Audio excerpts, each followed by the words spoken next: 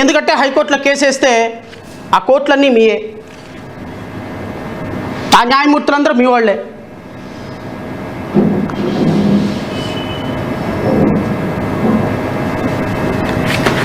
మీ మేనిఫెస్టోలో పెట్టుకున్న దానికే మీకు విలువ లేకుండా, మీ చట్టంలో అసెంబ్లీ సాక్షిగా చేసుకున్న చట్టానికి విలువ లేకుండా చేస్తున్నటువంటి ఈ కూటమి ప్రభుత్వం ఇన్ని లక్షల కోట్ల రూపాయలు అప్పు చేసి ప్రజాధనాన్ని మీ సొంత ఖర్చులకు వాడుకుంటుంటే, మీ సొంత ఆస్తులు పెంచుకోవడానికి వాడుకుంటుంటే కడుతున్నారు. ఇంద్రభవనం ఈ ప్రపంచంలోనే ముఖ్యమంత్రి చంద్రబాబు నాయుడు గారు అంత విలాసవంతమైన భవనం అమరావతిలో ఇంకొకటి ఉండదంట. అది కట్టిన తర్వాత చూద్దాం. ఈ సందర్భంగా నేను మాట్లాడగాలి. మన ఋషికొండలో కట్టినటువంటి, గత ప్రభుత్వంలో ఋషికొండలో కట్టినటువంటి ఒక విలాసవంతమైనటువంటి భవనం ఎప్పుడు జగన్మోహన్ రెడ్డి గారికి హ్యాండ్ ఓవర్ చేస్తుంది రాష్ట్ర ప్రభుత్వం అని అడుగుతున్నా. అది కూడా తెలుసుకోవాలని కోరికగా ఉంది నాకు కూడా. ఎందుకంటే ఇప్పటికీ కూడా ఆ విలాసవంతమైన భవనం ప్రభుత్వం హ్యాండ్ ఓవర్లోనే ఎందుకుంది ఇంకా నాకు అర్థం కాలేదు. 45 లక్షల రూపాయలు పెట్టి బాత్రూమ్ కట్టారే, 50 లక్షల రూపాయలు పెట్టి టబ్ బోర్డు పెట్టారే, అధునాతనమైనటువంటి సొఫిస్టికేటెడ్ టెక్నాలజీ తోటి దానికి ప్లాస్టరింగ్ చేయించారే జగన్మోహన్ రెడ్డి గారు. మరి ఆ భవనం ఆయనకి ఎప్పుడు ఇచ్చేస్తున్నారు? ఆయనకి ఎప్పుడు హ్యాండ్ ఓవర్ చేస్తున్నారు సార్? ముఖ్యమంత్రి గారు, ఉప ముఖ్యమంత్రి పవన్ కళ్యాణ్ గారు ఆ భవనం మాజీ ముఖ్యమంత్రికి ఎప్పుడు ఇచ్చేస్తున్నారు? ఆ ప్రభుత్వం అదేమో ప్రభుత్వ భవనం అంట.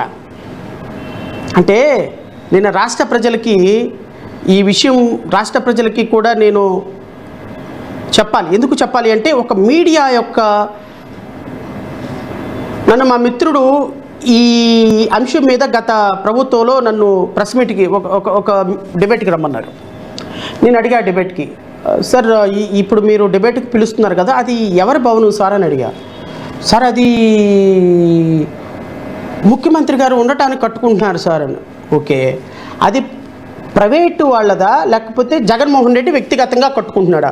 ఆయన వ్యక్తిగతంగా కట్టుకుంటే మనం ప్రశ్నించొద్దు, ఎందుకంటే ఆయన వ్యక్తిగత సొమ్ముతో కట్టు. అది ప్రభుత్వంతో కడితే మనం ప్రశ్నిద్దాం, ఎవరిది ఆ బిల్డింగ్ అని అడిగాను నేను. సార్ అది ప్రభుత్వం అధికారికంగా ముఖ్యమంత్రి రేపొద్దున ఆయన అక్కడికి ముఖ్యమంత్రి అయితే అక్కడ ఉండటానికి కట్టుకుంటున్న బిల్డింగు అని. అవును, ప్రభుత్వం బిల్డింగు ప్రభుత్వం డబ్బుతో కడుతున్నారు, తప్పేముంది అని అడిగాను నేను. ప్రభుత్వం బిల్డింగు ప్రభుత్వం సొమ్ముతో కట్టుకుంటున్నారు. రేపు ప్రభుత్వం మారిందనుకోండి, ఇప్పుడు చంద్రబాబు నాయుడు గారు కూడా ఎల్లుండొచ్చు దాంట్లో. ఫర్ ఎగ్జాంపుల్ రేపొద్దున నారా లోకేష్ ముఖ్యమంత్రి అయ్యాడు అనుకో, నారా లోకేష్ ఉండొచ్చు.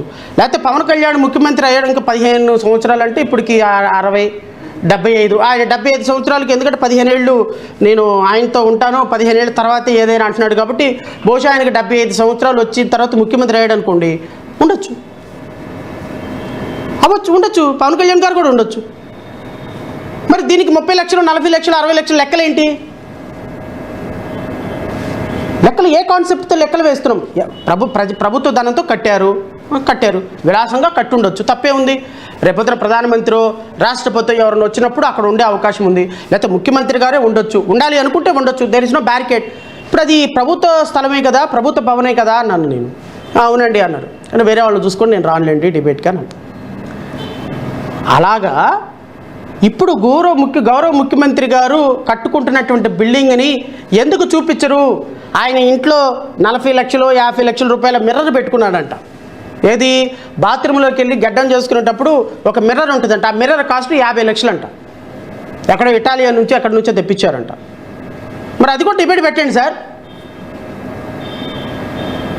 అది కూడా డిబేట్ పెట్టండి, అది కూడా పెడదాం. ప్రజాప్రతినిధుల యొక్క ఆస్తుల విలువ మీద డిబేట్లు పెడదాం. వెంకటకృష్ణ గారు, TV5 మూర్తి గారు, సాంబశివరావు గారు, మహా టీవీ వంశీ గారు డిబేట్లు పెడదాం రండి. చంద్రబాబు నాయుడు గారు కట్టుకుంటున్న ఇంటిలో ఇటాలియన్ మిర్రర్కి 50 లక్షలు అంట. ప్రచారం జరుగుతుంది, నాకు తెలియదు వాస్తవాలు. మీరు ఋషికొండ భవనం మీద ఎట్టా మీరైతే డిబేట్లు పెట్టారో ఇది కూడా నాకు తెలిసినటువంటి ఒక ఇన్ఫర్మేషన్ అంతే. మళ్ళీ దీని మీద మీరు కేసు కడతాను అది ఎట్ట తెలిసింది మీకంటే ఇంక నేను చేయగలిగింది ఏం లేదు. This is my information.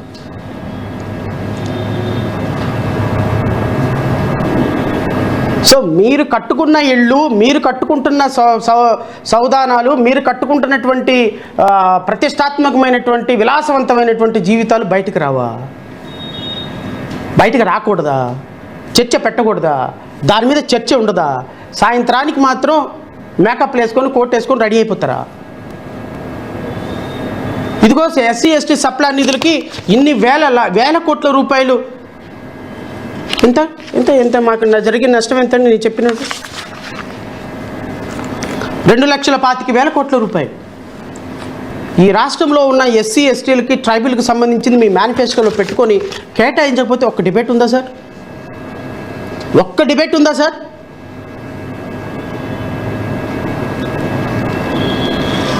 Amaravati మీద చిన్న మాట మాట్లాడితే ఇంతెత్తున ఎగిరిపడతారు. ప్రజల మేనిఫెస్టో, ఇచ్చిన మేనిఫెస్టో మీ ఇద్దరూ కూడా తొంగలో తొక్కి రాష్ట్రాన్ని అప్పుల కుప్పగా మార్చి, రాష్ట్రంలో ఎంత అప్పు చేశామంటే రాబోయే ప్రభుత్వం నాకు తెలిసి రాబోయే 2.5 సంవత్సరాల్లో రమారమి ఇంకొక 6 లక్షల కోట్ల రూపాయలు అప్పు అవుతుంది. మీరు రాసి పెట్టుకోండి. ఈ 6 లక్షల కోట్ల రూపాయల అప్పు ఇప్పుడు దాకా చేసినటువంటి 3,66,000 కోట్ల రూపాయల అప్పు కలిపి 10 లక్షల కోట్ల రూపాయల అప్పు అలా తేల్చేసి వెళ్ళిపోతారు. ఒక ఆయనేమో సింగపూర్ వెళ్తాడు, ఇంకో ఆయనేమో పర్మనెంట్గా దావూస్ వెళ్తాడు, ఇంకో ఆయనేమో ఆయనకి ఇష్టమైన న్యూజిలాండ్ వెళ్ళిపోతాడు. వీళ్ళు రాష్ట్రంలో కనపడే పరిస్థితి ఉండదు. ఈ 10 లక్షల రూపాయల కోట్ల అప్పు ఈ రాష్ట్రం అప్పుల కుప్పగా మారి ఈ రాష్ట్రాన్ని పరిపాలించలేక చేతులు ఎత్తేయాల్సిన పరిస్థితి రాబోయే పాలకులకు ఉంటుంది. ఒక కంపెనీ లేదు, ఒక ఉపాధి లేదు, ఒక పెట్టుబడి లేదు. నేను ఈ ఒక్క మాట చెప్పి ముగిస్తా.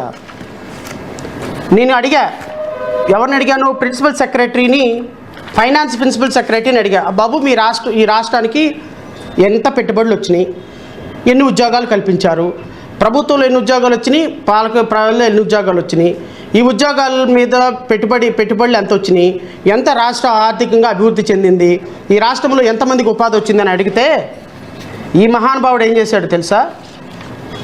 ఈ రాష్ట్రంలో చీఫ్ సెక్రటరీ దగ్గర లేని ఇన్ఫర్మేషను, ప్రిన్సిపల్ సెక్రటరీ దగ్గర లేని ఇన్ఫర్మేషన్ ఏదైనా ఉంటుందండి? నారా లోకేష్ అసెంబ్లీలో 4 లక్షల ఉద్యోగాలు సృష్టించామని చెప్పింది ఎవరిచ్చిన ఇన్ఫర్మేషన్? అది మీ ప్రిన్సిపల్ సెక్రటరీ, చీఫ్ సెక్రటరీ ఇచ్చిన ఇన్ఫర్మేషనే కదా. ఈ చీఫ్ సెక్రటరీని నేను అడిగితే ఈ చీఫ్ సెక్రటరీ ప్రిన్సిపల్ సెక్రటరీకి రూట్ చేశాడు. ఏమని? ఈ ఇన్ఫర్మేషన్ అంటే ఏదో చూడు అని. ప్రిన్సిపల్ సెక్రటరీ IRPM డిపార్ట్మెంట్కి రూట్ చేశాడు. ఏమని? ఇన్ఫర్మేషన్ ఏదో చూడు, ఈ ఇన్ఫర్మేషన్ అడుగుతున్నారని. ఈ IRPM డిపార్ట్మెంట్ ప్రిన్సిపల్ సెక్రటరీ చివరికి ఇండస్ట్రియల్ కామర్స్ మినిస్టర్కి రూట్ చేశాడు. ఈ ఇండస్ట్రియల్ కామర్స్ మినిస్టర్ రూట్ చేసి ఆయన ఎవరికి రూట్ చేశాడు? ఆయన అటు తిరిగి ఇన్ఫర్మేషన్ టెక్నాలజీ ప్రిన్సిపల్ సెక్రటరీకి రూట్ చేశాడు. ఆయన ఇన్ఫర్మేషన్ ప్రిన్సిపల్ సెక్రటరీ తిరిగి ఎక్కడ రూట్ చేశాడు? మళ్ళీ అటు తిరిగి మళ్ళీ ఇదంతా కూడా జనరల్ అడ్మినిస్ట్రేషన్కి వెళ్ళింది. చూడండి, వీళ్ళ పిల్లల్ని పెట్టినట్టుగా వీళ్ళ పోట్లు కాదు. RTA అప్లికేషన్ వేస్తే ఏమో వస్తుంది. ఎవరు? Home minister. అడుగు RTA information, we are ready to provide. ఇది మీ బతుకులు. అమ్మ అనిత గారు, మీ బతుకులు ఇవి. ఉత్తర కుమార ప్రగల్భాలు అంటారు వీటిని మీరు. ఉత్తర కుమార ప్రగల్భాలు. అరే రాష్ట్రానికి ఎంత పెట్టుబడులు వచ్చినాయి, ఎన్ని ఉద్యోగాలు వచ్చినాయి అని అడిగితే ప్రిన్సిపల్ సెక్రటరీ దగ్గర నుంచి చీఫ్ సెక్రటరీ దగ్గర నుంచి రూట్ అయ్యి అటు తిరిగి చివరికి ఏమడుగుతారో తెలుసా? చివరికి ఏమంటారో తెలుసా? చివరికి 6 నెలల తర్వాత ఇన్ఫర్మేషన్ ఇవ్వలేక ఇన్ఫర్మేషన్ యాడిస్తారండి పాపం. వాళ్ళైనా ఏమిస్తారు చెప్పండి? ఉద్యోగాలు ఎన్ని వచ్చినాయో ఎవ్వడికి తెలియదు. ఫర్ యువర్ కైండ్ ఇన్ఫర్మేషన్, జనరల్గా సాఫ్ట్వేర్ కంపెనీలు ఏర్పాటు చేసుకొని వాళ్ళు రిక్రూట్ చేసుకున్నటువంటి కంపెనీలు, ఇప్పుడు టాటా కన్సల్టెన్సీ సర్వీస్ అని చాలా గొప్పగా మనం 1,600 కోట్ల రూపాయల స్థలాన్ని TCSకి ఇచ్చాం. TCSలో ఏ ఉద్యోగ కల్పన జరగదు. ఎందుకు జరగదు అంటే TCS విశాఖపట్నంలో పెట్టగానే ఆ 200 మంది ఎంప్లాయీస్ని వాడు ముంబై నుంచి కానీ హైదరాబాద్ నుంచి కానీ తెచ్చుకుంటాడు. విశాఖపట్నంలో ఏ ఎంప్లాయీ లోకల్ ఎంప్లాయీతోనే ఎంప్లాయ్మెంట్ ఇవ్వాలని ఎక్కడ లేదు. ఏ కంపెనీ స్థాపించినా ఒకవేళ రేపొద్దున ఉద్యోగాలు ఇచ్చినా వాడు విశాఖపట్నం ఎంప్లాయీస్తో ఇవ్వడు, విజయవాడ ఎంప్లాయీస్తో ఇవ్వడు. వాడు టక్కుమని ముంబైలో ఉన్న ఆఫీసర్ని అంటాడు, your here by transfer to Visakhapatnam to take about administration గడౌట్ అంటాడు. ముంబై నుంచి ఒక 10 మంది దిగుతారు, హైదరాబాద్ నుంచి ఒక 10 మంది దిగుతారు. అక్కడ ఉన్నటువంటి వాళ్ళు ఇక్కడికి ట్రాన్స్ఫర్ అవటం తప్ప కొత్త ఎంప్లాయ్మెంట్ ఎక్కడి నుంచి రాదు. ఇది యువతకు తెలీదా? తల్లిదండ్రులకు తెలీదా? మీరు ఎంతకాలం మోసం చేస్తారు? తిరిగి ఈ పాప వాళ్ళ దగ్గర ఇన్ఫర్మేషన్ లేదు, పెట్టుబడులు రాలేదు, ఒక్కటి మెటీరియలైజ్ అవ్వలేదు, ఉద్యోగాలు కల్పన జరగలేదు, రాష్ట్రంలో ఏ విధమైన డెవలప్మెంట్ లేదన్న సంగతి వాళ్ళకి తెలుసు. చివరికి ఫైనల్గా ఏమన్నారో తెలుసా? ఈ రెండో ఇదిగో మొన్న 4 రోజుల క్రితం నాకు వచ్చినటువంటి చివరికి ఫైనల్గా assistant secretary to government general administration, అంటే జనరల్ అడ్మినిస్ట్రేషన్ వాళ్ళు నాకు ఇచ్చింది ఏమంటే, ఏది 6 నెలల పాటు అన్ని డిపార్ట్మెంట్లు పాపం పిల్లల్ని మార్చినట్టుగా అన్ని డిపార్ట్మెంట్లు తిరిగి వచ్చింది నా ఆర్టీఐ అప్లికేషన్. తిరిగి చివరికి నాకేమడిగారంటే, therefore you are requested to make a separate RTI application to the public information officer of the following departments. Industrial కామర్స్కి సపరేట్గా వేసుకోమన్నారు, information technology and electronics and communication డిపార్ట్మెంట్కి సపరేట్గా వేసుకోమన్నారు, ది ఫైనాన్స్ డిపార్ట్మెంట్కి సపరేట్గా వేసుకోమన్నారు, chief executive officer society for employment జనరేషన్కి సపరేట్గా వేసుకోమన్నారు, the director of employment and training government మళ్ళీ సపరేట్గా వేసుకోమన్నారు, the managing director chief executive officer AP state skill development. వీళ్ళందరికీ మీరు సపరేట్గా వేసుకోండి, మా దగ్గర ఇన్ఫర్మేషన్ లేదు, మీకు నమస్కారం, మీ అప్లికేషన్ మాకు పెట్టద్దు అని చెప్పి చివరికి గెట్ అవుట్ అన్నారు.